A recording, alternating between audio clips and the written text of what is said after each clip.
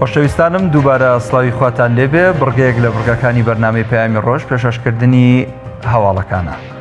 ئەمڕۆ 29 ساڵ بەسەر ڕاپەڕینی خەڵکی کوردستان دژی ستەمکاریەکانی ڕژێمی بەعەس تێپەڕ دەبێت و تا هەنووکەش خواستەکانی ڕاپەڕین بە زۆرینە نەهاتوۆتە دی. لە 5 ئازاری ساڵی 1991 خەڵکی ڕانی و دەوروبەری دژی ڕژێمی بەعەس ڕاپەڕین و ناوچەکەیان لەو دەسەڵاتە ستەمکارە پاکردەوە و بووە ڕۆژێکی مێژووی بۆ کورد، چونکە بووە هۆکاری وەدەرنانی باز لە ناوچە کوردەکان و ڕاپەڕینی خەڵک هەولێر و تەنانەت کەرکووکیشی گرتەوە. ڕاپەڕین لە ڕانیەوە دەستی پێکرد و بەشێک لە خەڵکی ڕاپەڕیویش باوەڕیان وایە ڕاپەڕینیان لە پێناوی ئازادی و سەربەخۆیی بەرپاکردنی عەدالەت و نەهێشتنی ستەمکاری بوو، بەڵام خواستەکانیان هێشتا نهاتوۆتە دی و ئەوەی گۆڕاوە تەنها ناو دەموچاوەکانن، گەرنا هەمان کپکردن و ستەمکاری قۆڕخکار هەر بەردەوامە، بەڵام بە جۆرێکی تر و لە ژێرناوێکی تردا. ساڵانە 5 ئازار بەهۆی ڕاپەڕینی خەڵک دژی بەعەس مەراسیمی جۆرا و جۆر بەڕێوە دەچێت، بەڵام ئەمساڵ بەهۆی بڵاوبوونەوەی ڤایرۆسی کۆرۆناوە سەرجەمبوونە و مەراسیمەکان ڕاگیراون و هیچ یاد و مەراسیمێکیش بۆ ڕاپەڕین ساز ناکرێت. توشبووان بە ڤایرۆسی کۆرۆنا لە عێراق گەیشتە 38 حاڵەت و 3 لەوانە ژیانیان لەدەستداوە. وەزارەتی تەندروستی عێراق مردنی 2 حاڵەتی بە کۆرۆنا لە بەغدا ڕاگەیاند و وەزارەتی تەندروستی هەرێمیش پشتڕاستی کردەوە مامۆستاینەکەی شاری سلێمانی بەهۆی ڤایرۆسی کۆرۆناوە گیانی لەدەستداوە.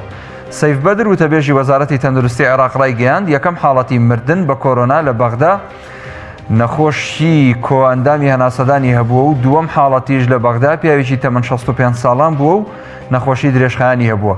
هەرچەندە مامۆستاینەکەی شاری سلێمانی ماوەی چەند ساڵە نەخۆشی دڵی هەبووە، بەڵام بەپێی ڕاگەیەنراوەکەی وەزارەتی تەندروستی هەرێم بە کۆرۆنا گیانی لەدەستدا و بەهۆی ئەویشەوە 2 ئەندامی خێزانەکەی تووشی کۆرۆنا بوون و لەژێر چاودێری وردی پزیشکدان.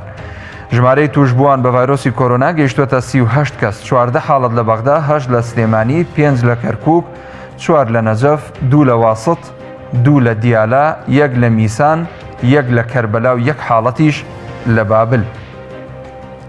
حکوومەتی هەرێمی کوردستان ڕایگەیاند هەموو ڕێوڕەسمە ئاینیەکان لە مزگەوت، کڵێسا و پەرستگاکان لە سەرتاسەری هەرێمی کوردستان ڕادەگیرێن و باجی سەر ئەو شوێنانەش کەم دەکرێتەوە کە بەهۆی ڕێکارەکانی خۆپارێزی کۆرۆناوە ڕێنمایی جێبەجێ دەکەن. لە ڕاگەیەنراوێکدا حکوومەتی هەرێمی کوردستان بڵاوی کردەوە مەسرور بارزانی سەرۆکی حکوومەتی هەرێمی کوردستان سەرپەرشتی کۆبوونەوەیەکی تایبەت بە ڕوبەڕووبوونەوەی ڤایرۆسی کۆرۆنا کردووە.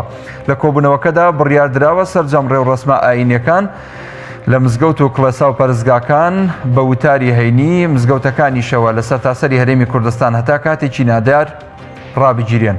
بەپێی ڕاگەیەنراوەکە لە کۆبوونەوەکەدا گفتوگۆ دەربارەی خۆپارێزی و ڕێکار و ئامادەکاریەکانی ڕوبەڕووبوونەوەی کۆرۆنا لە هەرێم هەروەها بە دواداچوونی جێبەجێکردنی بڕیار و ڕێنماییە تەندروستەکان کراوە. ئاماژە بەوە کراوە ڕێوشێنی پێویست و زیاتر بۆ سنووردارکردنی هاتوچۆ لە بنکە و بازگە و دەواازە سنوورەکان بگیرێتە بەر بەبێ ئەوەی کار لە وەستانی جموجۆڵی بازرگانی بکات. جگەلەوە بڕیار دراوە بۆ کەمکردنەوەی بارگرانی و زیانانەی کە بەهۆی ڕێکارەکانی خۆپارێزی بەرخاوەن شوێنە بازرگانەکان دەکەوێت چاوخشانەوە بە کرێوباجی داهاتی ئەو شوێنانە بکرێت. ئاسایشی سلێمانی ئاشکرای کرد 29 قاچاقچی دیکەیان بە تۆمەتی هێنان و بردننی مرۆڤ لە سنوورەکانی نێوان هەرێم و ئێران دەستگیر کردووە. بەپێی ڕاگەیەنراوەکەی ئاسایشی سلێمانی ئەو 29 قاچاقچیە لە سنوورەکانی شارباژێردا خەڵکیان بە قاچاق گواستووەتەوە. لە ماوەی سەرهەڵدانی کۆرۆنا لە هەرێم و بە تایبەتی لە سلێمانی ئاسایشی سلێمانی 44 قاچاقچیان دەستگیر کردووە کە بە پارە خەڵکیان بە قاچاق پەڕاندووەتەوە بۆ ئەوەی کەرەنتینە نەکرێن. ئاسایش ئەوەشی خستووەتە ڕوو سەرجەمیان کوردن و نیشتەجێی هەرێمن و لە هەڵمەتەکانیاندا دەستیان گرتووە بەسەر 27 ئۆتۆمبیلدا. کۆرۆنا تەنگی بە بەرپرسانی ئێران هەڵچنیوە و لە ئێستاشدا دزەی کردووەتە ناو خانەوادە و کە سوکاری نزیکی ڕێبەری کۆماری ئیسلامی ئێرانەوە و سەفەری دەرەوەی وڵاتیش بۆ بەرپرسان و فەرمانبەران قەدەغە کرا. ئیسحاق جیانگیری جێگری یەکەمی سەرۆکۆماری ئێران ڕایگەیاند هیچ بەرپرس و فەرمانبەرێک بۆی نییە بچێتە دەرەوەی وڵات و لە ئەگەری ڕۆیشتنی بۆ دەرەوەی وڵات بۆ هەر حاڵەتێکی پێویست دەبێت بە مۆڵەتی ڕاستە و خۆ خۆی بێت و لە کاتی گەڕانەوەشدا پشکنینە وردەکانی بۆ ئەنجام بدرێت. ماڵپەڕی سکای نیوزێژ لە راپۆرتێکدا بڵاوی کردوێتەوە توشبوونی بەرپرسانی ئێران بە ڤایرۆسی کۆرۆنا عەلی خامنەئی ڕابەری باڵای شۆڕشی ئیسلامی ئێرانیشی خستووەتە بازنەی مەترسیەوە.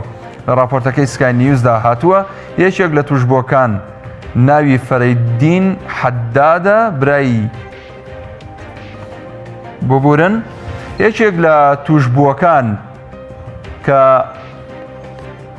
حەداد عادلە برای بووکی عەلی خامنەئی ڕێبەری باڵای ئێرانە. بە گوێرەی میدیا ناوخۆیەکانی ئێرانیش تا ئێستا 4 پەرلەمانتاری ئێران تووشی ڤایرۆسەکە بوون و پەرلەمانتارێکی نوێی خولی 11م بەناوی محەممەد عەلی ڕامەزانی بەهۆی کێشەی کوێندامی هەناسا گیانی لەدەستداوە. سعودیە پێدانی ڤیزەی گەشتیاری بۆ ئەو وڵاتانەی کۆرۆنایان تێدایە قەدەغە دەکات و تەنانەت گەشتی عومرەی بۆ موسڵمانانی وڵاتەکەشی ڕاگرت. وەزارەتی ناوخۆی سعودیەش ڕاگەیاندنی ئەوەی یاخود ڕای گەیاندووە لەگەڵ نەمانی مەترسیەکانی کۆرۆنا گەشتەکانی عومرە و گەشتیاری دەست پێ دەکەنەوە. وەزارەتی ناوخۆی سعودیە پێدانی ڤیزەی بۆ گەشتی عومرە و سەفەری مەدینە ڕاگرتووە و ڤیزەی گەشتیاریشی بۆ وڵاتانە ڕاگرت کە کۆرۆنایان تێدا بڵاو بووەتەوە. ناوەندەکانی توێژینەوەکانی ئەمریکا بڵاویان کردووەتەوە لە ماوەی 3 ڕۆژی ڕابردوودا دەرمانێکی بەهێزیان بۆ ڕوبەڕووبوونەوەی کۆرۆنا دروست کردووە. ئالێکس ئازار وەزیری تەندروستی ئەمریکا لە کۆنفرانسێکی ڕۆژنامەنووسیدا بە بەشداری دۆناڵد ترەمپ سەرۆکی وڵاتەکە ڕایگەیاندووە بە ڕێبەرایەتی دەرمان و خواردنی ئەمریکا ڕایگەیاندووە ئەو دەرمانە چێتە قۆناغی یەکەمی تاقیکردنەوە کە پێدەچێت ببێتە چارەسەر بۆ کۆرۆنا. ڕاشی گەیان هیوادارین بە زوویی قۆناغە سەرەتایەکانی تاقیکردنەوە ببڕێت و بەردەوام دەبین لەسەر پەرەپێدانی. هەواڵەکانتان پێشکەش کرا. خواتان لەگەڵ.